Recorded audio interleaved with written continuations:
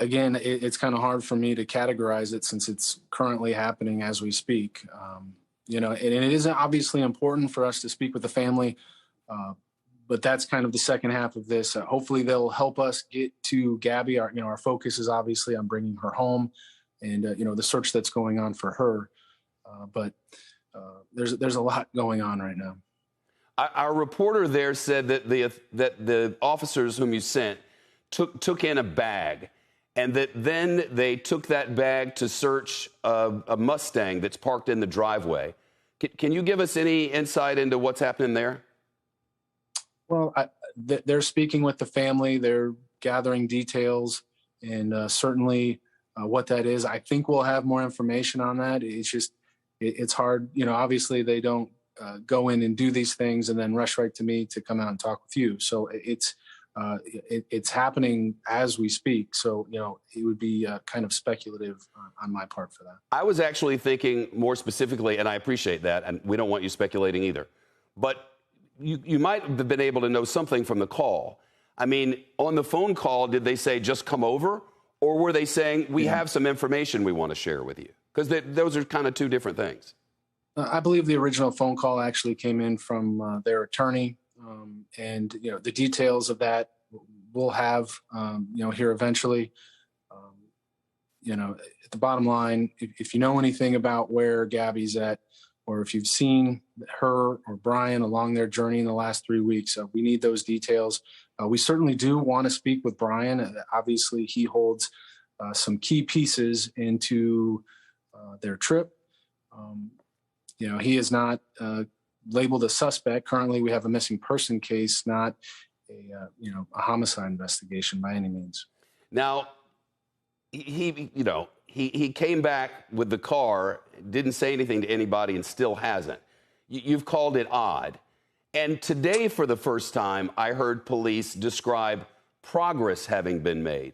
Can you help us understand on what front you might have made some progress? Sure. Every single day. I mean, we've received over 1,000 tips easily. We are pinpointing, getting surveillance video, getting back data from cell phone providers and other, electronic devices and that sort of thing. So putting that all together, I mean, that is progress every single day.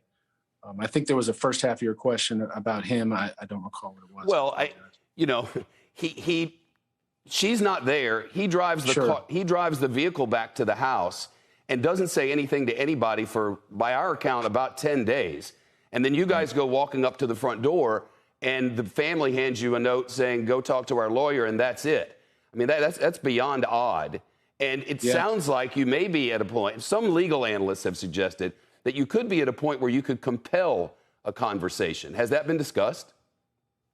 I can assure you that we will do anything we can to compel a conversation with Brian within the law. It is odd. I mean, it does not look good. Let's be blunt about it. It does not look good at all. However, we can't completely rush to judgment. But certainly we have to plan for the worst. And I think we're making all of those, those investigative means and those in that direction.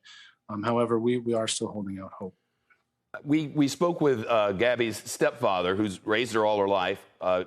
Earlier in this newscast, he's out where the search is going on, as I'm sure you know.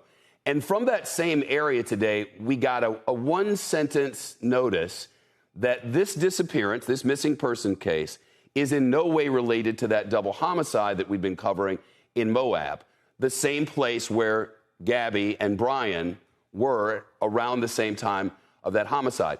Were you guys coordinating on that release in any way? But I'm curious if you have a clue how they are so sure it's not related. Because to have that assurance, you'd have to have a level of information beyond our understanding.